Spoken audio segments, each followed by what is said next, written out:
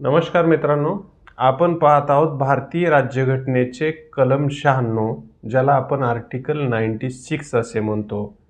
ही article 92 सारखेच आहे, परंतु आर्टिकल 92 हे राज्यसभेच्या सभापती आणि उपसभापती यांच्याशी संबंधित होते, तर आर्टिकल 96 हे लोकसभेच्या अध्यक्ष आणि उपाध्यक्ष यांच्याशी संबंधित आहे।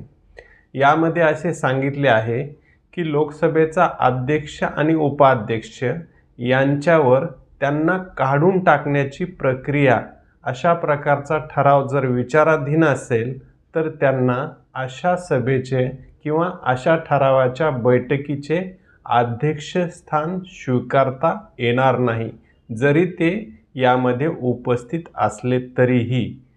पुढे यामध्ये सांगितले आहे की ज्यावेळेस अध्यक्षांना काढून टाकण्याच्या प्रक्रियेचा ठराव विचाराधीन असेल त्यावेळेस ते तर अशा बैठकीचे अध्यक्षस्थान स्वीकारणारच नाहीत, परंतु त्यांना इतर कामकाजामध्ये सहभाग घेण्याचा किंवा भाषण करण्याचा अधिकार असेल।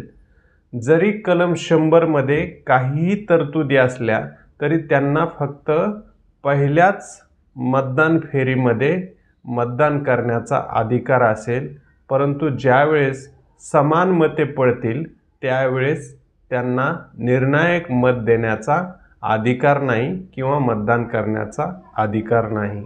अशा प्रकारे हे कलम स्पष्ट करते। तुम्हाला जर हे कळाले असेल तर नक्कीच लाईक करा। धन्यवाद।